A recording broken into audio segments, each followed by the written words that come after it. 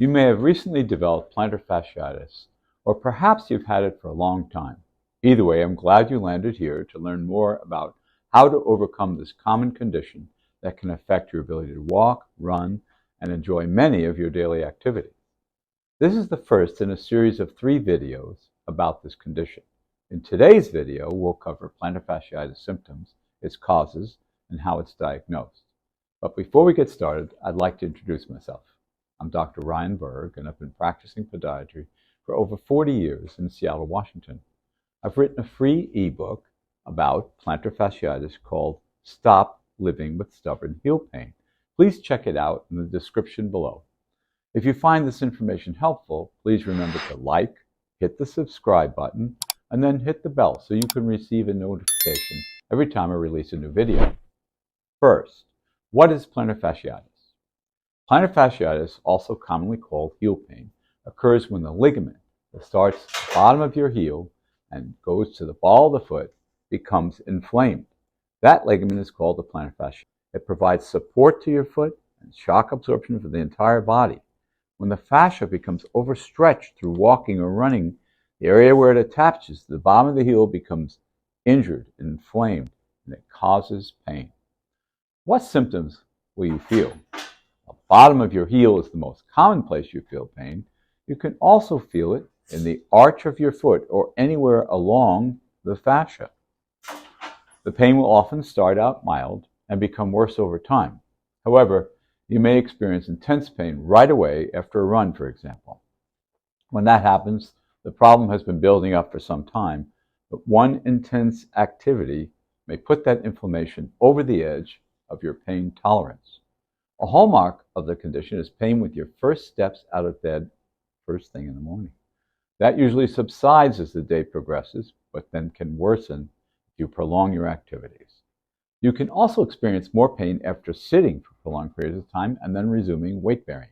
That's because your calf muscles tighten up during activity, causing the plantar fascia to overstretch when you start moving, adding insult to injury when you do so. You may also feel stiffness and swelling around your heel, and you can have a tight Achilles tendon. But that is more common in another condition called Achilles tendonitis. It has a lot of similar causes and treatments as plantar fasciitis. If you have this condition, you feel the pain on the back of your heel and up the calf. You can click on the information above to find a video on that condition. So you might be wondering, what causes plantar fasciitis? Many factors can increase your risk of developing plantar fasciitis. First, if you're older, you're more likely to develop it. If you're a runner or an athlete and you undergo high levels of impact to your feet during your sport, you may also be at greater risk. Another common risk factor is poor foot mechanics. People with flat feet or excessively high arches are more likely to develop this condition. That's because every time they walk or run, this motion overpulls on their plantar fascia. Tight calf muscles can also be a huge factor in developing plantar fasciitis. Tight calves limit the forward motion of the foot and ankle, forcing the feet to overpronate with each step, which causes overpulling on the plantar fascia. So even if you have a normal arch, if you have a tight calf, you still can overpronate. If you put on weight through pregnancy or for other reasons, this will add pressure to the bottom of the plantar fascia, and the bottom of the foot will flatten out. Wearing shoes that don't provide adequate support can also be a factor in developing this condition, particularly if you have poor foot mechanics. So how do podiatrists determine you have plantar fasciitis or another heel pain condition? First, I'll examine your feet, watch you walk, and find out more about when and where you feel the most pain. I'll also want to know how long you've been suffering from your condition.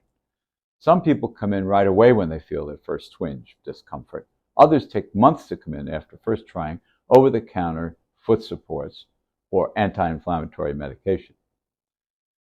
I'll also perform a computerized gait analysis to identify pressure points on your feet when you're standing and moving and ask you about your activity level and the shoes you wear.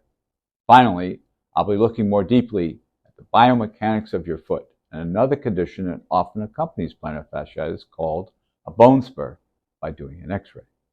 An X-ray can also help me determine if there's another cause for your heel pain, like a fracture or arthritis. I will also perform a diagnostic ultrasound right away because this can determine the exact extent of the inflammation in the bottom of your heel. Sometimes it can be difficult to determine the cause without a closer look at the soft tissue. When this happens, I'll send you for an MRI. Based on this wealth of information, I'll be able to determine the most likely cause of your condition and create a treatment plan. Fortunately, most plantar fasciitis is treated using conservative methods. It's very rare to resort to surgery to end this condition, and in most instances we can resolve this problem in just a few weeks.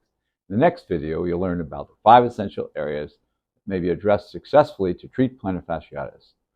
I'll be discussing these areas in depth so you have a good understanding of what you can do to treat your condition at home and what podiatrists offer to patients at our office.